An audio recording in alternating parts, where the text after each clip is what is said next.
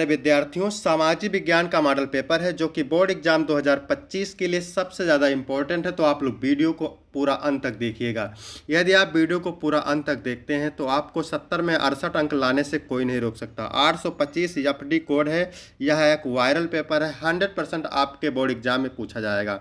समय 3 घंटे 15 मिनट होता है और पूर्णांक 70 का होता है। ठीक है, सभी प्रश्न अनिवार्य हैं। पेपर 2 खंड में होता है, खंड आ और खंड बा। खंड आ में 1 अंक के 20 बहुविकल्पीय प्रश्न होते हैं जिनका उत्तर आपको ओएमआर शीट पर देना होता है, और खंड बा 50 अंक का वर्णनात्मक होता है जिसे आपको कॉपी पे लिखना रहता है। तो चलिए शुरू करते हैं। सबसे पहले खंड आ।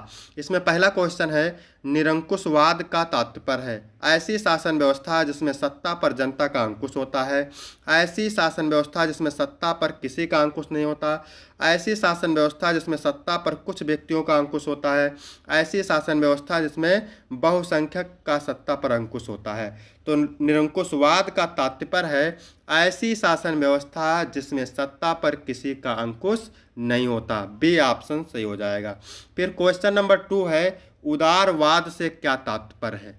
ठीक है, तो उदारवाद से तात्पर्य है व्यक्ति को स्वतंत्रता तथा कानून के समक्ष समानता। फिर तीसरा है, जलियांवाला बाग कांड में गोलियां किसने चलवाई। माउंटबेटन ने, लॉर्ड डलहौजी ने, लॉर्ड इरविन ने, जनरल डायर ने। तो जलियांवाला बाग कांड में गोलियां जनरल डायर ने चलवाई थी। जर्मनी के एकीकरण में प्रमुख भूमिका किसकी थी। हिटलर की, मुसोलिनी की, बिस्मार्क की या महात्मा गांधी की। तो बी सी ऑप्शन सही हो जाएगा, बिस्मार्क। जर्मनी की एकीकरण में प्रमुख भूमिका बिस्मार्क की थी। क्वेश्चन नंबर 5 है, चौरी चौरा कांड कब हुआ था। तो चौरी चौरा कांड हुआ था 1922 में। विभिन्न स्तरों पर सत्ता का बंटवारा क्या कहलाता है। सामुदायिक सरकार, गठबंधन सरकार या फिर संघीय सरकार, एकात्मक सरकार। तो विभिन्न स्तरों पर सत्ता का बंटवारा सामुदायिक सरकार कहलाता है। हिंदी किस प्रकार की भाषा है। राजभाषा, क्षेत्रीय भाषा, अल्पसंख्यकों की भाषा, इनमें से कोई नहीं। तो हिंदी राजभाषा है। ए ऑप्शन सही हो जाएगा। फिर क्वेश्चन नंबर 8 की बात करें तो क्वेश्चन नंबर 8 है, संविधान के माध्यम से महिलाओं का प्रतिनिधित्व सुनिश्चित किया गया है। स्थानीय निकायों में, लोकसभा में, राज्यसभा में, प्रांतीय विधायिका में। तो इसका सही हो जाएगा स्थानीय निकायों में। ए ऑप्शन सही हो जाएगा। नेपाल में राजतंत्र की समाप्ति कब हुई। 2008 में। सी ऑप्शन बिल्कुल सही हो जाएगा। भारत में केंद्र शासित प्रदेशों की संख्या कितनी है। तो 8। सी ऑप्शन सही हो जाएगा। फिर क्वेश्चन नंबर 11 है, हरा सोना निम्नलिखित में से किसे कहा जाता है। प्राकृतिक वनस्पति, घास के मैदान, हरे पेड़, सघन झाड़ी। तो प्राकृतिक वनस्पति को हरा सोना कहा जाता है। 12 नंबर है, जलमंडल का कितना प्रतिशत भाग समुद्री जल के रूप में उपलब्ध है। 97.5%। ठीक है, सी ऑप्शन बिल्कुल सही हो जाएगा। रबी की फसलों को बोने का समय क्या होता है। अक्टूबर, दिसंबर, मार्च, अप्रैल, जून, जुलाई, अगस्त, सितंबर। तो रबी की फसलों को बोने का समय होता है अक्टूबर, दिसंबर। ए ऑप्शन सही हो जाएगा।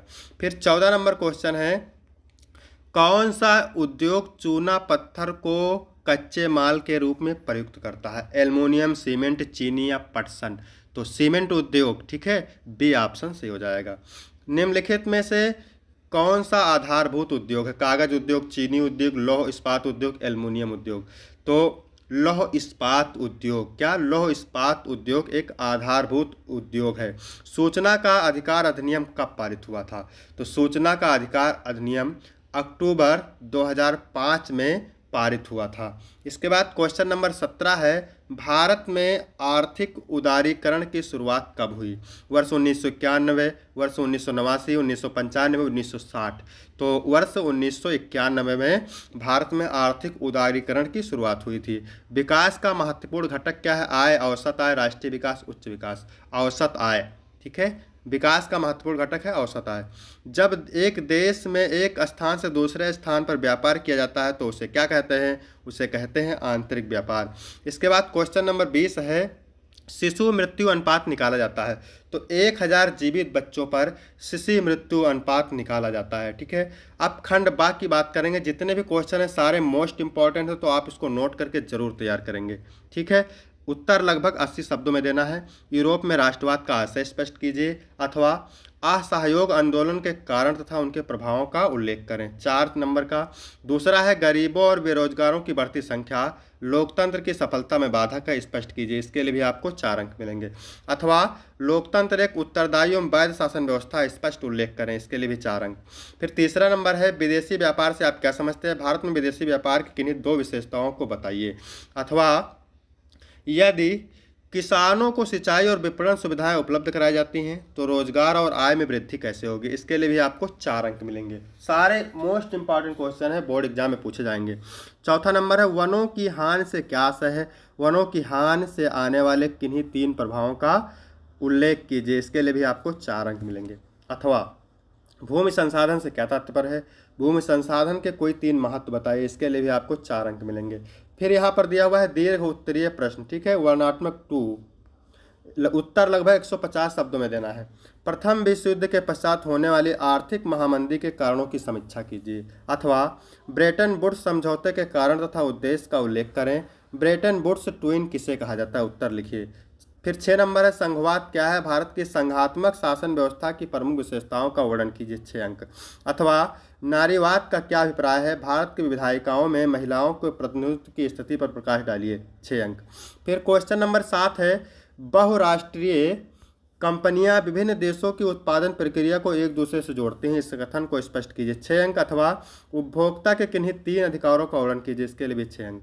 फिर 8 नंबर है भूमि किस प्रकार का एक महत्वपूर्ण प्राकृतिक संसाधन है, इसके महत्वपूर्ण तथ्यों का वर्णन कीजिए, 6 अंक। अथवा जैव विविधता क्या है, यह मानव जीवन के लिए क्यों महत्वपूर्ण, स्पष्ट कीजिए। अब यहाँ पर देख सकते हैं मानचित्र कार्य, तो आपको एक मानचित्र मिलेगा और उसको देख करके आपको भरना रहेगा। तो यहाँ आप देख सकते हैं, ठीक है, 5 अंक का होता है, आधा नंबर का 5 क्वेश्चन। फिर इसके बाद देखिए दूसरा मानचित्र कार्य है, तो आपको दर्शाना रहेगा मानचित्र, तो इसको आप देख सकते हैं। तो वीडियो कैसा लगा, वीडियो अच्छा लगा हो तो वीडियो को लाइक करें और चैनल को सब्सक्राइब करें। फिर मिलते हैं आपको अगली वीडियो में, तब तक के लिए धन्यवाद। और दोस्तों में शेयर ज़रूर करें, ठीक है।